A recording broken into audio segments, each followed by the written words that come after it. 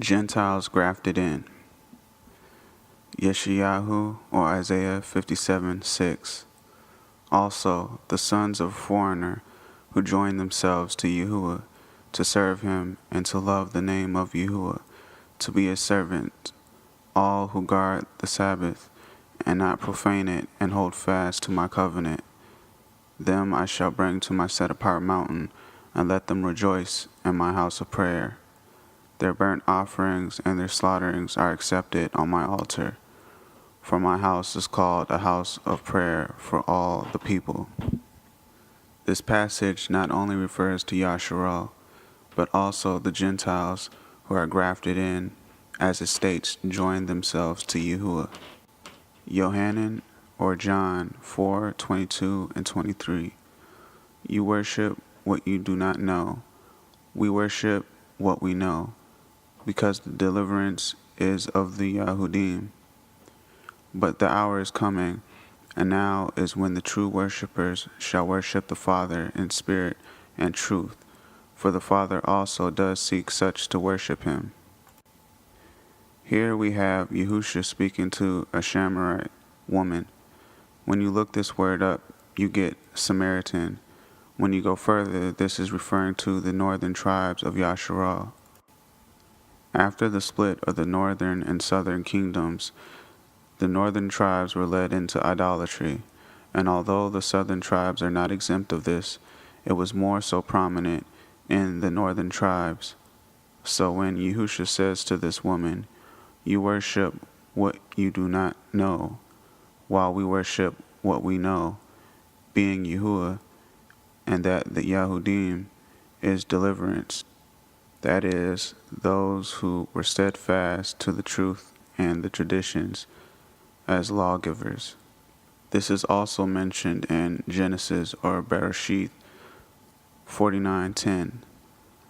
The scepter shall not turn aside from Yehuda, nor a lawgiver from between his feet, until Shiloh come, and to him is the obedience of people. Shiloh or Shalah is an epithet meaning nickname for the word Messiah. Thus, deliverance is through the Yahudim.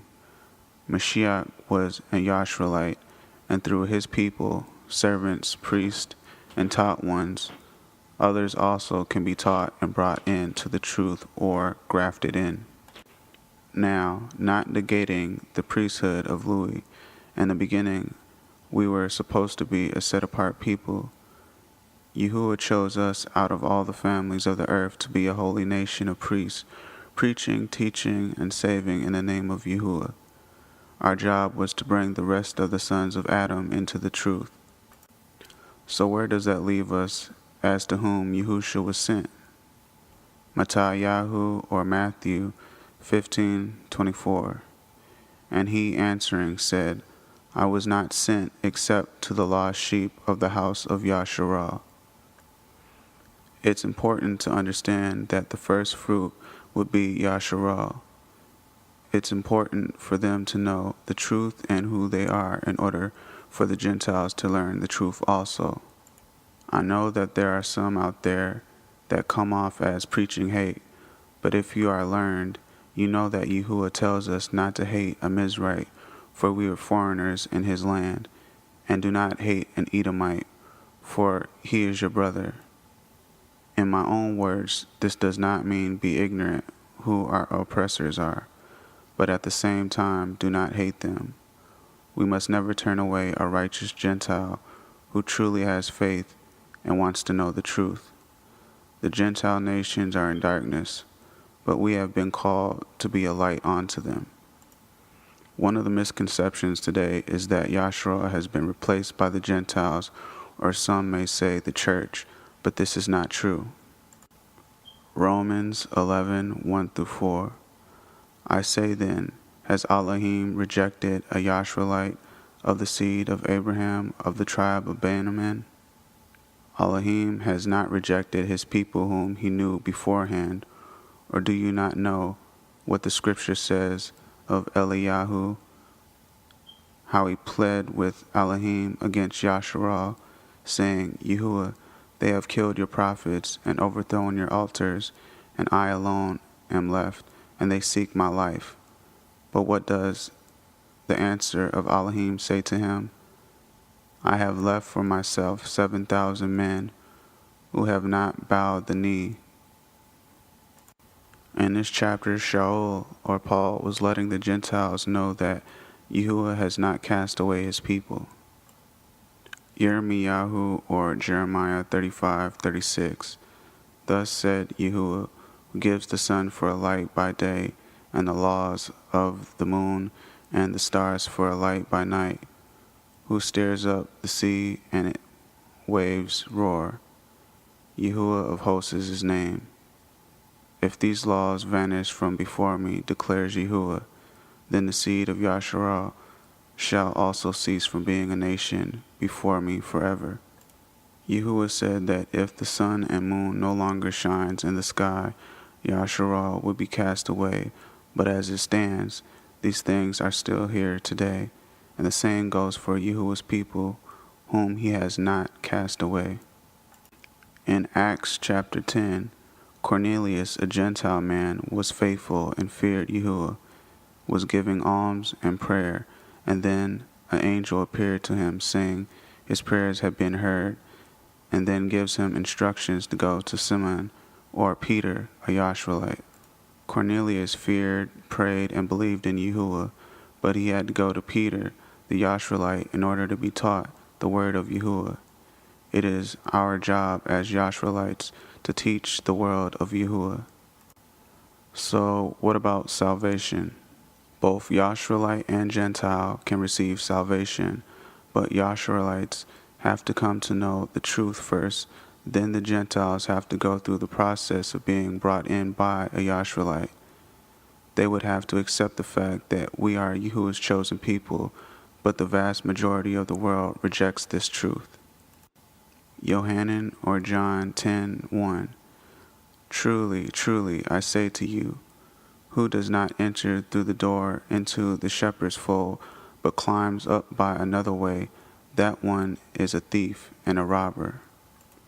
The door Yahusha is speaking of is the process of gaining salvation. Through Yahusha we come to the Father, and through Yahusha's people you must come to know the truth and Yahusha. The order would have consisted of Yahuwah, then Yahusha, then the set-apart angels, then Yasharal, then the rest of the sons of Adam.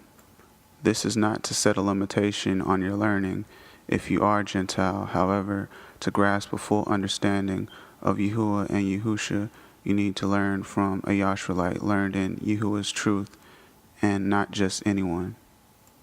That being said, as a Gentile, you can't have any secret hatred for Yasharal. The same love you have for Yahuwah and Yahusha, you should have for his people.